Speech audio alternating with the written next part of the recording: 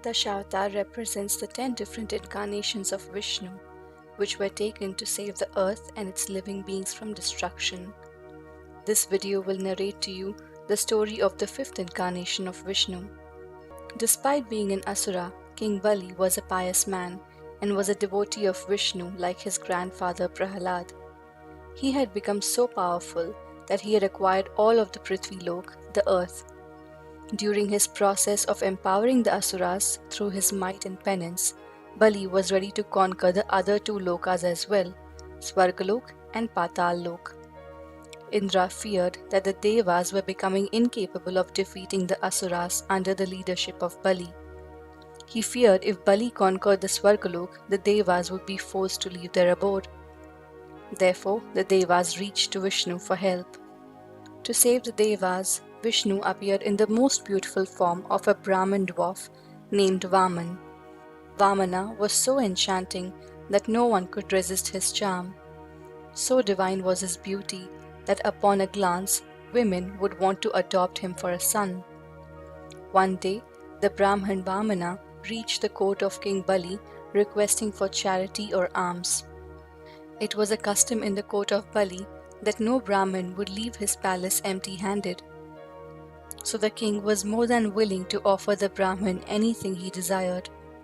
Upon questioning his needs, Vamana said that he wanted land measuring up to 3 steps of his tiny feet. But Bali urged the Brahmin that he was capable of giving him more and insisted that he asked enough that he would never have to ask anything else ever again. "If I were not satisfied with just 3 paces of land," responded Vamana, "I would not be satisfied even with the whole universe. If I got one island, I would want others. It is better to be satisfied with whatever destiny brings, for discontent can never bring happiness." In this way, he hinted that Bali should not have set out to conquer the whole universe, because it would never bring him happiness. When sage Shukracharya, the guru of the Asuras, heard these words from Vamana's mouth, he knew in that moment that it was none other than Vishnu who had come to trick the king. He immediately warned his disciple King Bali not to give anything to the Brahmin, as it was Vishnu. He told that Vishnu will take away from him all that he owned and give it to the Devas. But Bali had given his word to the Brahmin that he would fulfill all his desires, and therefore could not go back on his word. He agreed on giving Vamana his 3 paces of land. Shukracharya, understanding Vishnu's motives, tried to manipulate the king for his own welfare. He said that as per the Shastras, a grihast could only donate 5% of what he earned for charity. But Bali, being a devotee of Vishnu, did not even for a moment flinch about giving away everything for his lord. Bali asked Vamana to measure his 3-foot size land and it would be given to him. Then Vishnu, in the form of Vamana, began growing his size. He grew and grew until he filled the whole universe. Everything was within his form: the earth, the sea, the birds, beasts, and human beings, and all the planets themselves. Bali saw everything that existed in the wonderful form of the Lord. His feet was the surface of the earth, his breath was the wind, his hair was the clouds, and his eyes were the sun. He then lifted his foot to measure 3 steps. In 1 step he measured the whole earth under his feet.